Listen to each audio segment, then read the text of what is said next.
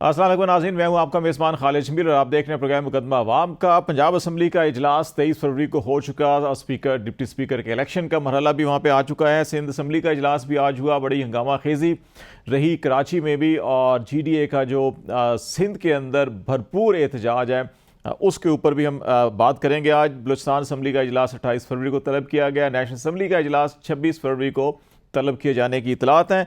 अभी तक रिज़र्व सीटें इन चारों पाँचों असम्बलियों में पूरी अनाउंस नहीं की गई और स्टेज जो है वो स्पीकर और डिप्टी स्पीकर के इलेक्शन तक पहुंच चुकी है। तो ऐसे सारे मामलात में हम आज जो बातचीत करेंगे बेसिकली वो यही होगी कि पाकिस्तान का जो ये सियासी मंजरनामा, ये जमहूरी दौर जो शुरू हो रहा है उसके स्टार्ट में इतनी हंगामा रही है, तो ये आगे कैसे बढ़ेगा और इसके अंदर क्या होना चाहिए। प्रोग्राम के इस हिस्से में हमें GDA के सीनियर रहनुमा डॉक्टर सफदर अब्बासी साहब ज्वाइन कर रहे हैं। उनसे हम बातचीत करेंगे जिस सिंध की सूरत हाल है वो क्या है और मामला किस तरह बढ़ रहे हैं। डॉक्टर साहब बहुत शुक्रिया। बुनियादी सवाल आपका, ये जो आज असम्बली का इजलास हुआ, आपने अनाउंस किया हुआ था कि वहाँ पे धरना देंगे, इजलास नहीं होने देंगे। ये आपका जो एहतजाज था और आज जो सारे हालात वहाँ पे बड़े कशीदा भी दिखाई दिए गए, वहाँ गिरफ्तारियाँ भी बहुत हुई, ख़वातीन की लाठी चार्ज भी हुआ, बाज़ ऐसी इतलात हैं कि फायरिंग भी हुई। तो ये सारी सिचुएशन जो आज की थी थोड़ा सा उसके हवाले से बताइएगा और फिर आपकी जो ये प्रोटेस्ट आज का है ये कितना आगे जाएगा, बेसिक डिमांड आपकी क्या है? देखिए जी, बेसिक बात तो साहब यहाँ से शुरू हुई कि जी हमारे यहाँ परसेप्शन ये था कि जी शायद सिंध जो है ना वो जरदारी को पट्टी पे दे दिया गया है, जरदारी साहब को, और बाकी यहाँ पे कोई एंटिटी नहीं है। और उसी अंदाज में जो है ना पिछले जैसे 2013 में, 2018 में जो इलेक्शन हुए, हम समझते थे कि शैम इलेक्शन हैं, लेकिन उसके बावजूद भी हमने पार्टिसिपेट किया, हमने असेंबली को नहीं छोड़ा। हालांकि 2018 में GDA को 14 सीटें प्रोविंस से मिली और 3 हमें कौमी असेंबली मिलने के बावजूद भी हम सिस्टम का हिस्सा रहे और हम नहीं चाह रहे थे कि भाई सिस्टम डिरेल हो। लेकिन इस वक्त जो है ना जो भी रिजल्ट आए उसमें तो हमें वाकई निकाल के बिल्कुल पार्लियामेंट से बाहर कर दिएगा। 2 हमारे MPs जीते, वो भी पी साहब ने बड़ी जो है ना मेहरबानी एक्सेप्ट करते हुए और वापस कर दिए। जिन लोगों को जहाँ वापस करनी थी उसको उन्होंने कहा कि जी हमें इसकी भी जरूरत नहीं है। तो हम बेसिकली जो है ना इस सारे इलेक्शन के अंदर इस तरह का जो माहौल बनाया गया कि जी हम कम से कम GDA हम पार्लियामेंट से बाहर थे। जब हम पार्लियामेंट से बाहर आए तो फिर हमारे पास कोई रास्ता नहीं बचा था सिवाय इसके ये जो बोगस और रिग्ड इलेक्शन है इसके खिलाफ जो है हम उठ के और एहतजाज शुरू करें। और पी साहब ने जो है ना अपनी पहली प्रेस कॉन्फ्रेंस में 2012 तारीख को, और फिर उसके बाद जो है ना जब जो धरना हुआ मेजर हमारा जामशोरों में, उसमें जो उन्होंने बड़ा क्लियर उन्होंने कहा कि जी ये इलेक्शन जो है ना एक बिका हुआ इलेक्शन है और इसको हम किसी तौर पर भी इसके रिजल्ट को नहीं मानते। जिसके नतीजे में जो है ना दीगर जमातें जो थी अपोजिशन की, JUI है, PTI है, जमात इस्लामी है, वो भी इतनी अफेक्ट हुए सारे प्रोसेस में। तो वो भी फिर हमारा आपस में जो है उनके साथ भी एक अंडरस्टैंडिंग डेवलप हो गई। और आज हमने बुनियादी तौर पे, क्योंकि सिंध असेंबली का पहला इजलास था, ओथ सीइंग थी, तो हमने ये कॉल दी हुई थी कि जी हम लोग वहाँ पे पुरअमन धरने के लिए पहुंचेंगे। और हमने बड़े मुसलसल जितने भी एहतजाज हो रहे हैं गुज़िश्ता पिछले तकरीबन 15 दिन से, उसमें किसी जगह भी कोई पत्थर तक भी नहीं चला, ना किसी जगह पे कोई गमला टूटा, ना कोई जो ना कहीं पत्ता भी नहीं टूटा। और हम बड़े पुरअमन अंदाज से तमाम जमातें अपना अपना एहतजाज करी। लेकिन आज मुझे नहीं समझ आई कि क्या केयरटेकर गवर्नमेंट थी और उनको क्या हो गया कि उन्होंने हर चीज बंद करके रख दी। कंटेनर, पूरा शहर ब्लॉक, अपना सुपर हाईवे ब्लॉक, गागर पटक वाला नेशनल हाईवे ब्लॉक, अशारा फैसल ब्लॉक, सब कुछ करके उन्होंने वर्चुअली सारी की सारी जो कराची था और आज़ाद सिंध था वो उसको ब्लॉक कर दिया। उसके नतीजे में जब आप रुकावट पैदा करते हैं तो फिर लेडीज भी अरेस्ट हुई, वर्कर भी अरेस्ट हुए। अभी और इस सारे अमल के अंदर जो है ना आज जो कुछ हुआ है वो फिर आपके सामने विजुअल्स भी आए होंगे। और अभी भी जो है ना, हालांकि मेन धरना था हमने खत्म किया, लेकिन JUI के दोस्तों उनके ऊपर फायरिंग, लाठीचार्ज, टीयर गैसिंग हुई, अभी भी इशारा फैसल पे बैठे हुए। अच्छा वैसे साहब, आपकी बेसिक डिमांड जो है वो मैं क्लियर करना चाह रहा हूँ, एक्सक्यूज़ मी, कि आप क्या चाहते हैं कि एक तो जैसे KP पंजाब के अंदर या मरकज़ में हम देख रहे हैं तहरीक इंसाफ की डिमांड ये है कि उनके पास जो फॉर्म 45 हैं उनको मैच कर लिया जाए बाकियों के साथ और जो भी नताइज हैं वो अनाउंस कर दिए जाएँ।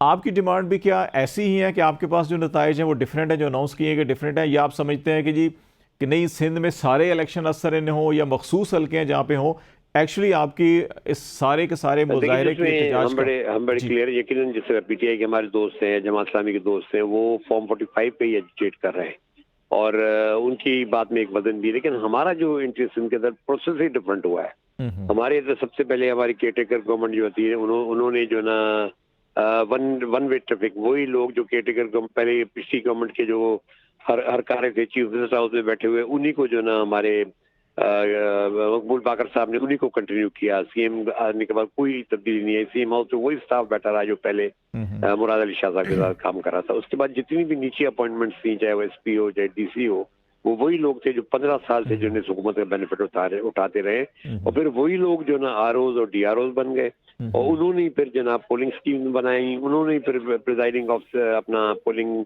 का अमला मुकर्रर किया। उनमें अक्सर लोग वो थे जो कि सरकारी अफसर भी नहीं थे और जो ना ऐसे जो ना जो कहते हैं ना कि प्राइवेट लोगों को उठा के उन्होंने वो लगा दिया वहाँ पे।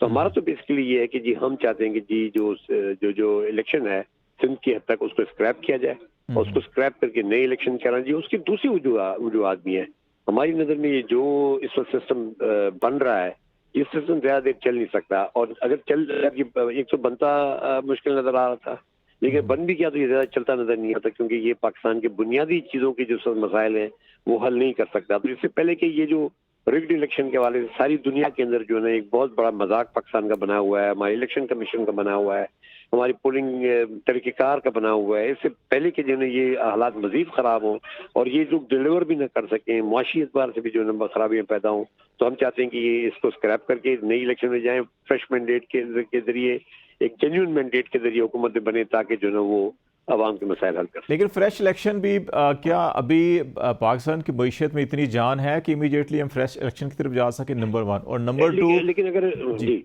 और जी जी नंबर टू ये है कि अगर आप दोबारा इलेक्शन भी चाहते हैं तो फिर क्या यही केयर टेकर होंगे या इसी किस्म का सेटअप होगा या उसमें आप किस किस्म के लोग फिर देखना देखिए उसमें चाहेंगे? तो यकीनन ये इलेक्शन कमीशन तो बिल्कुल फेल हो चुका है जी। इस इलेक्शन कमीशन से कोई तवक्को रखना कि जी वो कोई फेयर और इंडिपेंडेंट प्रोसेस कर सकता है, वो एक यानी एक मेरे ख्याल में कोई उसमें कोई ऐसा वजन नहीं होगा।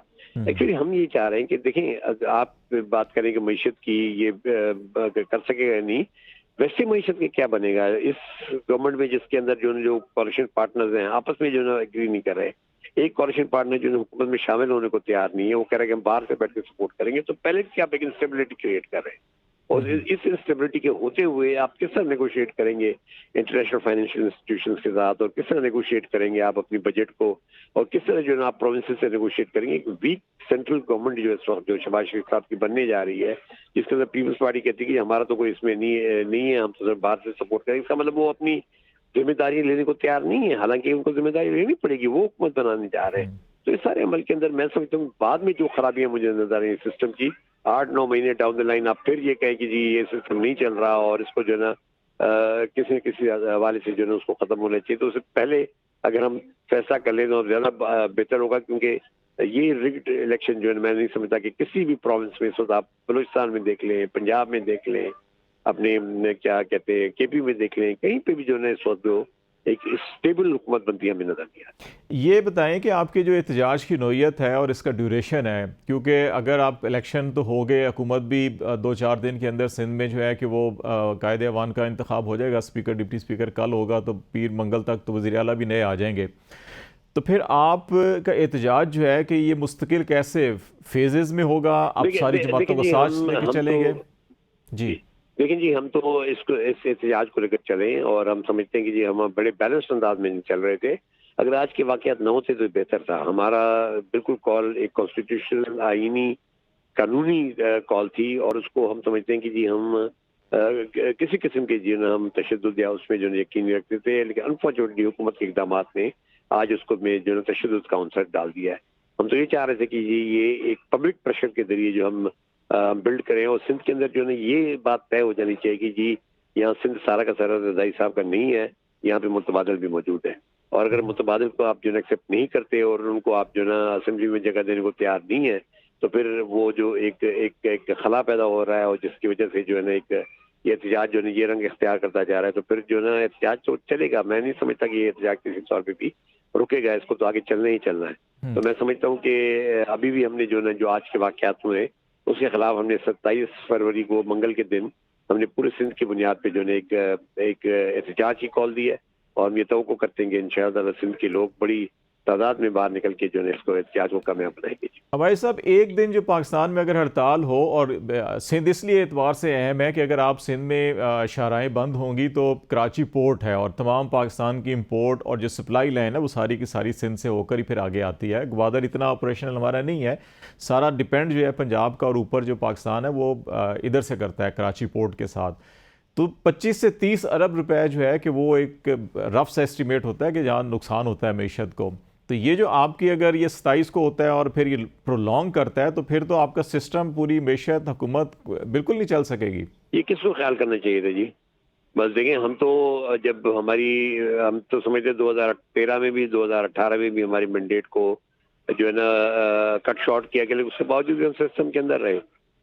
हमने कहा जी 14 सीटें, चलो हम उसमें भी जो है ना हमने इत्तफा किया। हालांकि हमारे MPs को गुज़िश्ता गवर्नमेंट ने एक पैसा जो है ना उनको फंड में नहीं दिया, सारे अपने जो है बजट अपनों में बांटते रहे, नहीं दिया। हमारी कमिटीज तक में जो है उसके रिप्रेजेंटेशन हमारे किसी MP को नहीं मिली।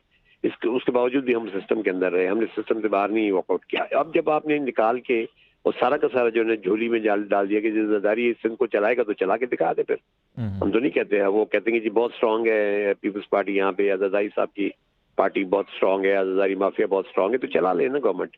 हम तो नहीं कह रहे, लेकिन इस वक्त जो सूरत हाल है सिंध की एक बहुत शदीद किस्म की रिजेंटमेंट मुझे नजर आ रही है। एक आखिरी चीज, अभी हुकूमत बनने जा रही है तो क्या आप हुकूमत से कुछ मुज़ाकरात भी टेबल पे बैठ के भी बात की जा सकती है? मुज़ाकरात तो किसी मुज़ाकरात तो सिवाय जो है ना किसी फ्रेश इलेक्शन की तरह, वो भी जो है ना ये हुकूमत तो नहीं करेगी ना। उस पर तो फिर आपको हम तो करते हैं कि जितनी भी हमारी मिलिट्री और जुडिशियल एस्टैब्लिशमेंट है वो स्टेप इन करेगी और देखेगी कि जी इसके जो खराब असरात हैं। आप जो है 3 मेजर पार्टीज को आपने निकाल के बाहर कर दिया पूरे के पूरे प्रोसेस से, तो वो फिर किस तरह मामला चलेंगे? फिर जाहिर है मतलब जिन अगर सिंध किसको दिया गया है, क्योंकि एक तो बहुत बड़े इल्जाम लग रहे हैं, मैं किसी उसको रिपीट नहीं करना चाह रहा, लेकिन पूरी की पूरी हमारे स्ट्रक्चर जो है इस वक्त जो ना जो हमारे एस्टेब्लिशमेंट के स्ट्रक्चर्स और हमारी इलेक्शन कमीशन और हमारी कोर्ट्स और हमारी सारे का सारा जो ये पूरा का पूरा एक जो निज़ाम है वो इस वक्त जो ना मेरे ख्याल में जो ना उसको झटके लग रहे हैं। आप बलूचिस्तान के अंदर देखें जितनी भी नेशनल पार्टी जो है ना और के ऊपर है। आप KP में जाएं तो वहाँ एक अजीब किस्म का माहौल बना है। पंजाब आपने ऑलरेडी जो है ऐसे लोगों के हवाले कर दिया जिनकी जो है कोई मेजोरिटी लगती नहीं है, तो फिर यही होगा। चलो, बहुत शुक्रिया डॉक्टर सफदर वाजिद साहब हमारे साथ बातचीत करते हैं। GDA के सीनियर रहनुमा। इस वक्त के अंदर एक हैजानी कैफियत है। ये इस जमहूरी दौर के आगाज़ के ऊपर उम्मीद की जा रही थी कि मामलात जो है कि वो अगर जमहूरी अंदाज में और आवाम के मैंडेट का एहतराम करके आगे चलाए जाएंगे तो पाकिस्तान में सियासी इस्तेहकाम भी आएगा और कुछ माशी इस्तेहकाम और माशी तरक्की भी होगी। लेकिन इस निज़ाम के आगाज़ पर ही ये हालात पैदा हुए हैं कि अब पूरे सिंध को बंद करने की बात की जा रही है और कराची पाकिस्तान को एक सप्लाई लाइन है, अगर ये बंद होगी तो पाकिस्तान के मामलात किस तरफ चलेंगे। या एक ब्रेक लेते हैं, ब्रेक के बाद वापस आएंगे तो पाकिस्तान पीपल्स पार्टी इस सारे सूरत हाल के अंदर कैसे देख रही है और उनके ज़हन में पाकिस्तान को आगे बढ़ाने को और सिंध को आगे बढ़ाने का क्या लाए वाले, उस पर हम बात करेंगे। ब्रेक के बाद हमारे साथ रहिएगा।